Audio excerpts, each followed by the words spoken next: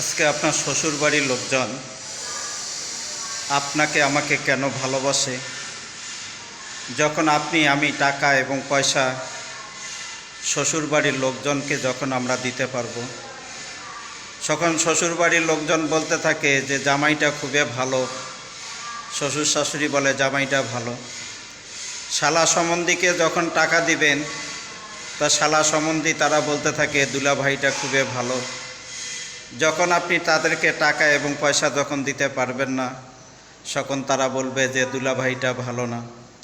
তা আপনি এটা জেনে রাখবেন, আপনার শ্বশুরবাড়ির লোকজনকে আপনি যখন টাকা দিতে পারছেন, তখন তারা বলবে যে জামাইটা খুবই ভালো। যখন আপনি তাদেরকে ভালো খাওয়াবেন, ভালো পড়াবেন, তাদের মনের চাহিদা যখন আপনি পূর্ণ করবেন, শ্বশুর এবং শাশুড়ি বলে জামাইটা খুবই ভালো।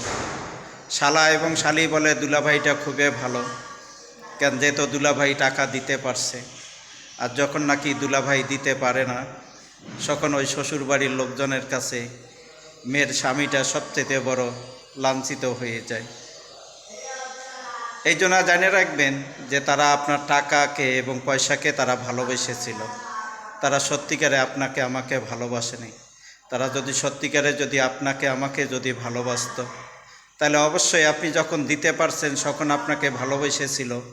যখন আপনি দিতে পারেন নাই, তখন কেন আপনাকে ভালোবাসবে না? তো এখানে বোঝা যায় যে আপনি যখন টাকা তাদেরকে দিতে পেরেছেন, তাদের চাহিদাতে আপনি পূর্ণ করতে পারছেন, তখন আপনার শ্বশুরবাড়ির লোকের কাছে আপনি খুবই ভালো ছিলেন।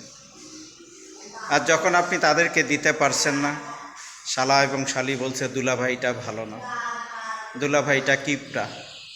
এটাই হলো দুনিয়ার নীতি ভাই। আপনি টাকা দিবেন তা আপনি সবার কাছে ভালো, আপনি টাকা দিতে পারবেন না তা আপনি কারো কাছে ভালো না।